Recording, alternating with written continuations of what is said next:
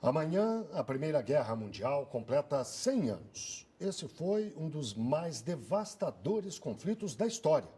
Envolveu países que tinham 800 milhões de habitantes, metade da população do planeta na época, e teve consequências que duram até hoje. Você vai conhecer agora um pouco desse triste episódio que os políticos e diplomatas da época não conseguiram evitar.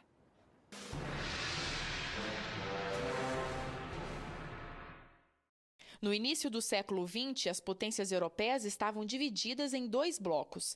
A Tríplice Aliança englobava a Alemanha, o Império Austro-Húngaro e a Itália. E a Tríplice Entente era composta por Rússia, Inglaterra e França. As rivalidades econômicas, as disputas por áreas coloniais e fortes sentimentos nacionalistas criaram as condições para o início da guerra.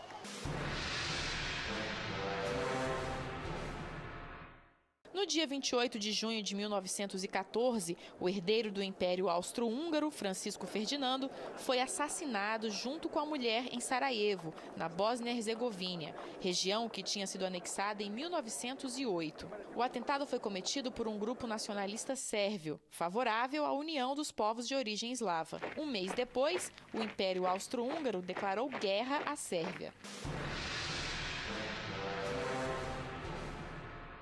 A política de alianças gerou reações em cadeia.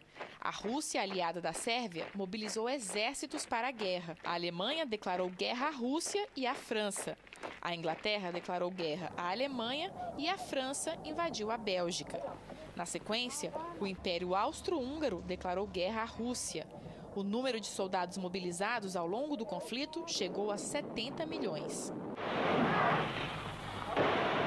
Na primeira fase, houve grandes batalhas, com vitórias de parte a parte. Na segunda, desenvolveu-se a chamada Guerra de Trincheiras. Os territórios eram disputados palmo a palmo. Os combatentes passavam meses ou anos dentro de trincheiras. Enfrentavam o fogo inimigo, a lama e os ratos. Nesse período, foram desenvolvidos armamentos como tanques de guerra e aviões.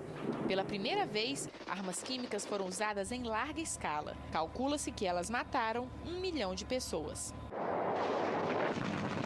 Dois acontecimentos em 1917 foram decisivos. Na Rússia, a Revolução Bolchevique derrubou o czar Nicolau II. O novo governo negociou a paz com a Alemanha. E os Estados Unidos entraram na guerra ao lado da Tríplice Entente. No ano seguinte, o Império Austro-Húngaro e a Alemanha estavam derrotados. O Brasil declarou guerra à Alemanha em 1917, mas teve pouca participação.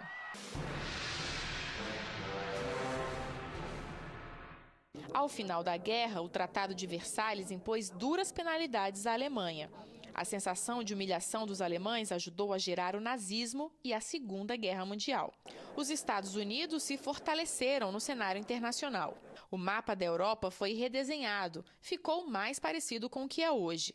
Foi criada a Liga das Nações, precursora da ONU. Independente de quem ganhou a guerra, todos os países perderam muitas vidas. Foram cerca de 10 milhões de mortos, mais de 1,5 milhão só aqui na França. Mas a memória deles continua muito viva por meio da chama sobre o túmulo do soldado desconhecido. Desde 1923, o fogo nunca se apagou e as flores não pararam de chegar. Esse militar aposentado, veterano da Segunda Guerra Mundial, diz que é importante levar flores todos os dias para lembrar das pessoas que trouxeram a liberdade. Até hoje, equipes especializadas encontram bombas, granadas e morteiros da Primeira Guerra que correm o risco de explodir. E o trabalho de detonação prossegue. Este especialista francês diz que a Primeira Guerra ainda não acabou e que são precisos 100 ou 200 anos para se acabar com os vestígios do conflito. Arqueólogos franceses ainda descobrem corpos. Eles recuperaram parte das trincheiras e mostram as passagens usadas para levar comida e munição aos combatentes. Escolas fazem excursões com crianças para que elas vejam os horrores da guerra e não repitam essa tragédia nunca mais. Não há dados exatos sobre a Primeira Guerra Mundial. A estimativa do número de mortos varia de 9 a 16 milhões. Mas a destruição de muitos países ajudou a espalhar a chamada gripe espanhola pelo mundo. O cálculo é de que a gripe infectou 1/3 da população mundial e matou 50 milhões de pessoas. Vamos conversar com Emir Sader. Emir, as fronteiras de hoje, no Oriente Médio e na África, muitas vezes artificiais, são consequência dessa época, não é isso?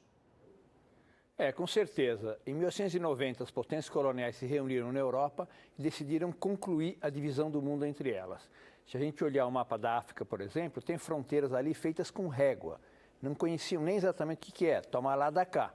Então foi o fim da divisão das colônias entre as grandes potências colonizadoras.